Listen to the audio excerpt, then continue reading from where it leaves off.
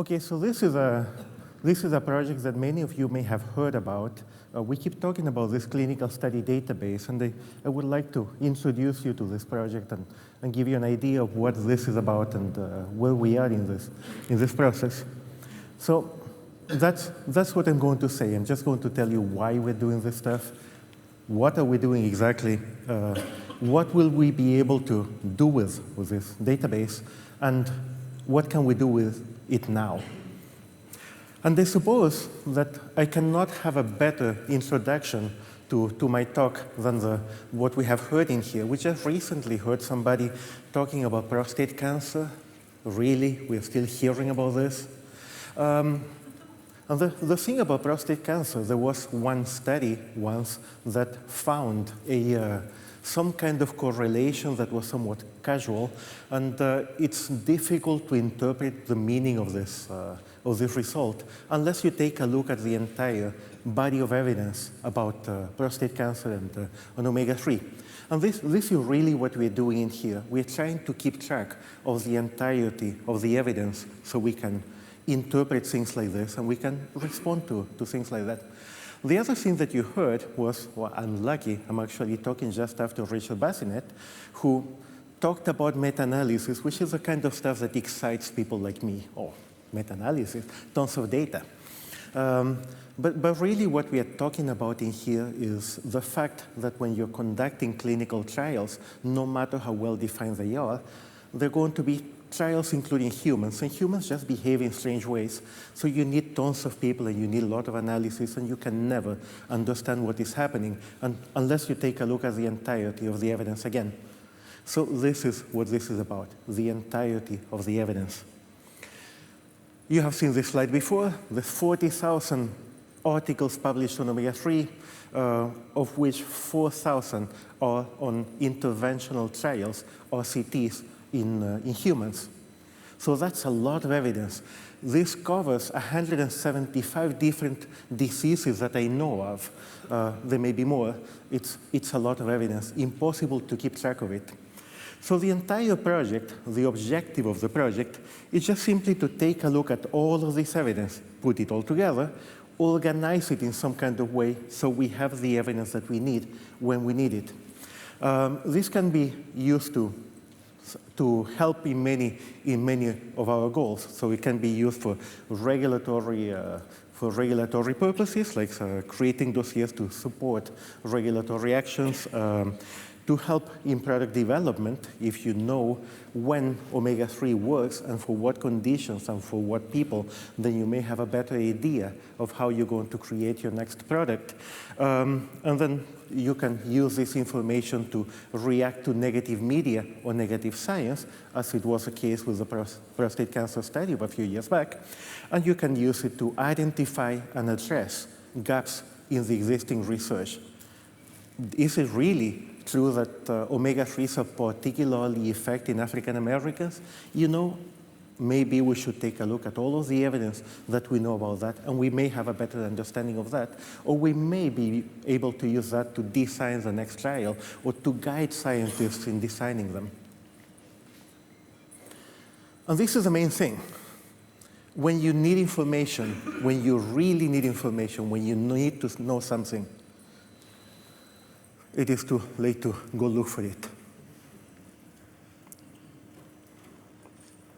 So what are we doing exactly? Well, the clinical study database is just organizing all of this research. We are finding the articles that we care about, which for the purposes of this conversation mean interventional studies in humans. There's other kinds of research that is fundamental. All of the studies made in mice are very important, but for the purpose of marketing and product development, less so. So we are focusing on finding all of the studies that have been conducted interventionally in humans. Then we are checking whether those studies are indeed using EPA and DHA as intervention, which is not always the case.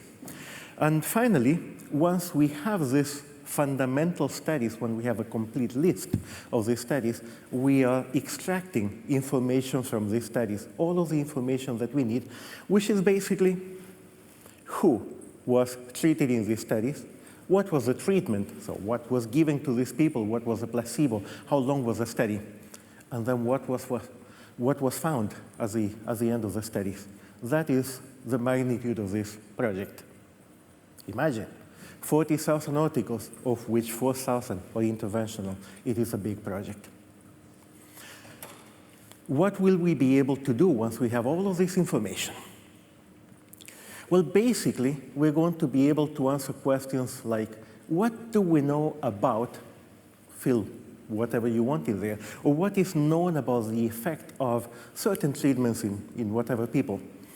So what you're seeing here is what the search functionality, the simplest search functionality is going to be looking like once we have this finished. We can look for information about, if you take a look at the left-hand side, looking from where you are, this is where you search, and you will be able to specify the conditions or the biomarkers that you're interested in. You will be able to specify what population you're looking for, so what gender, what age groups, and you're going to be able to take a look at the dosage. And you can see, I don't know how well you can see from that far. I can barely see it myself, but you can see things like advanced or more, and that more indicates, more delicate, more detailed searches that you can perform in here. But this is the basic search that you can do. Once you do that, you will be able to see some results, and you will be able to save some of your searches for future reference. So one example of this is, hey, what do we know about the effect of a certain dosage, 800 to 1200 milligrams per day of EPA plus DHA on blood pressure in people over 65? And what you're seeing here is exactly what that search would look like. So under conditions of biomarkers, you get hypertension, systolic blood pressure, and diastolic blood pressure. You may add more stuff in here. That's the interface is going to allow you to search in this way. And then you specify an age, which you can see in here, 65 and over, and you can see the dosage being specified at the bottom. Once you conduct this search, you will first get a summary page. So the outcomes that we specified in there, high blood pressure for each one of them, we're going to have a total number of articles, how many of them were positive, how many of them were negative, sometimes you have negative studies, and how many of them did not find any effect whatsoever. If you click on each one of these outcomes, you will see a list of the studies that found this, with the title, what was the form of this product, was it a nutrition study involving fish, was it an acid ester, so on. What follows is what was found in this as results of the study for that particular outcome, and whether the finding was positive or whether the study was positive, negative, or neutral.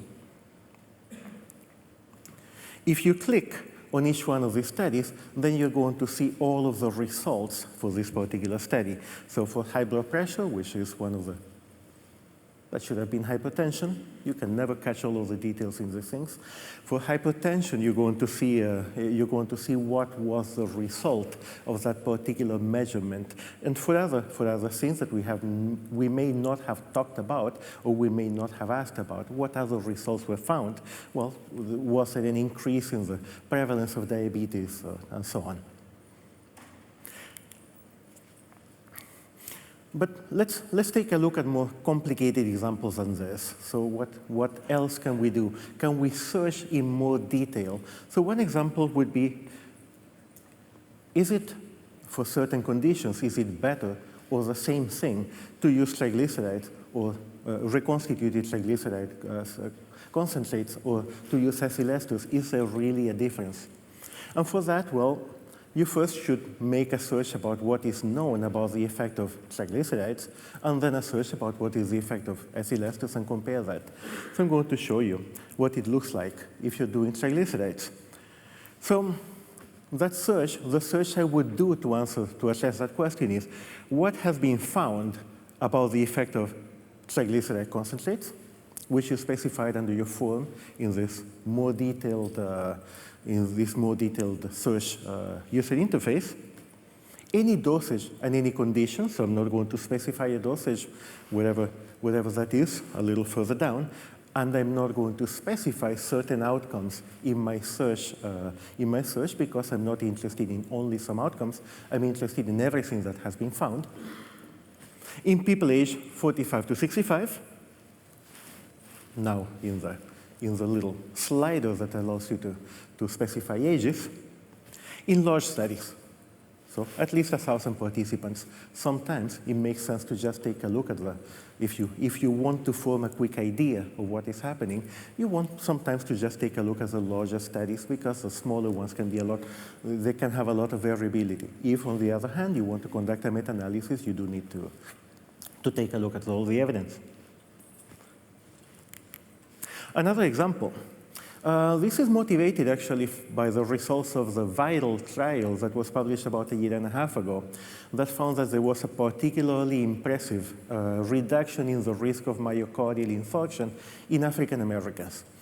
It is very, very difficult to interpret what this means. Maybe it is due to genetic differences, or maybe it is just simply due to the fact that African Americans are one population in the United States where the intake, the baseline status of omega-3s is particularly low. So is this just because this is a very underserved population with a very low intake, therefore any amount you give them is going to have a big effect?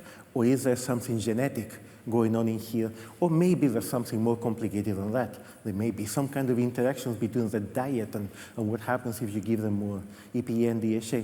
So for that, it would be good to take a look at everything that we know about studies involving African Americans. So what I would search in this case is, what is the effect of EPA plus DHA on cardiovascular outcomes? So I'm going to specify in here some cardiovascular outcomes like myocardial infarction, heart failure, and coronary heart disease events. In studies that include at least 10% of African Americans and 10% of Hispanics. Because let's take a look at another population that is at an increased risk of heart attacks. So let's take a look at all of the studies that cover these populations, and 10% is a fairly high number of these people in each one of these studies. So we have ways to specify this. Remember that one of the things that we're doing is just collecting information about who is being measured, who is being treated. So we have this information being stored in the database. So we have ways to specify in the search what characteristics of the study we are interested in. Another example is, can we take a look at studies of omega-3 when it is added to something else? Remember, we're collecting information about what the treatment is. Not only are we collecting information about what the dosage of omega-3 or the form of omega-3 is that we're giving these people, we're also collecting information about what else is being done.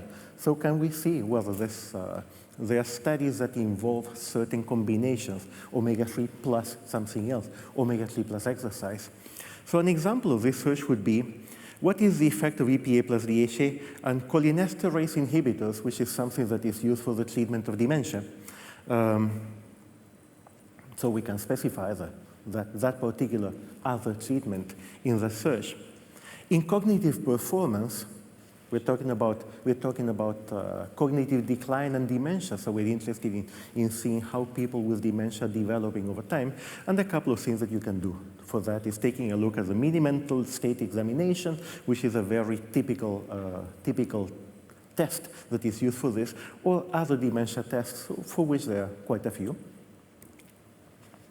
In the cognitive performance of people aged 65 and over, dementia, we don't normally worry about people younger than that, who have dementia. So studies in which everybody, 100% of the participants, have dementia. So this is the kind of search that we will be able to do once we have this information in. That's where we're aiming at, and this is what we're hoping to accomplish. So where are we now? Remember that we have two steps in here. First, we find all of the important studies 4,000 plus of them, just finding all of them, and that part has been done. We have gone through all 40,000 studies in the literature, had people review them by hand, and determine what kind of studies there were, and whether they were about EPA and DHA, and whether they were positive or negative. So that part is done. We have found all of these interventional studies that we care about. People keep publishing, we need to keep updating this, and we're doing that, but this section is done. And then we have to extract the information from all of those studies, and that is ongoing. We have at the moment 18 people working on extracting this data. It is a lot of work. They're working on 10 different conditions involving things like pain, bleeding. We always get questions about bleeding, fatty acid, asthma, gestational diabetes. So there's a variety of things that we're extracting data for. And this process is going to continue through next year, and we're hoping to have this finished at some moment during next year. What can we do now? I mean, we have gone through all of this work at finding these studies, and now we know how many of them are positive and negative. We really have this information, and there's a lot of public information about these studies. So what we can do now is we can search for a particular condition and get a quick overview of what is happening. So things like, if we search for pregnancy, for example, then we're going to find that there's about 300 articles or so that have been conducted on multiple human beings, so interventional studies, meta-analysis, cohort studies, epidemiology, and so on. And there's about 300 studies, of which 160 are positive. This is nice. I love taking a look at pregnancy here. So many good news. Of which actually interventional studies where people have given omega-3 to pregnant women, there have been 250 of them. If you take a look at the keywords as kept by PubMed, which is the way in which the National Institute of Medicine keeps track of biomedical research, they associate keywords to these studies, and the most common keywords that have to do with compounds are DHA, not surprising, fatty acids, omega-3, and so on, and nothing particularly surprising down there. If you take a look at the keywords associated with this body of evidence that have to do with conditions, well, the top one, birth weight, which is an indicator of the length of the gestational length. Hypersensitivity, you can see body weight and pregnancy complication, asthma, and so on, which is all of the studies that have been done on taking a look at whether giving mothers, pregnant mothers, DHA is going to do anything to prevent the development of allergies and asthma in the kids. And then you see things like gestational diabetes, for which the evidence is a little more difficult to interpret, and pregnancy complications, and hypertension, which is a common, with eclampsia, it's a common problem with pregnancies. Another thing that we can do is if we can take a look at all of these studies, if we take a look at all of the interventional studies that we have on pregnancy, what we can do is we can create a network of who has published with whom. And by doing this, which is what you're seeing in here, I apologize for the size of the letters, you can get a network of who has been published, who knows whom. And by knowing this, you can identify the top influencers in the field. If you need somebody for a conference, if you need to talk to somebody to decide what to do and on what is known on this subject, these are the most connected people in this network, and you can get information from them. You can talk to them and learn quite a bit. These are the key opinion leaders. Finally, you can take a look at what has been published in here. What are the journals that have published this research? What proportion in each journal is positive and negative studies, so you can get an idea of whether there's publication biases, which helps you interpret this research and helps researchers decide where to go and publish, and tells you what journals to watch for if you're going to keep track of this research and you need to jump in the case of negative science. And this is the quickest introduction I can give you. And if you have any questions, please. Well, thank you.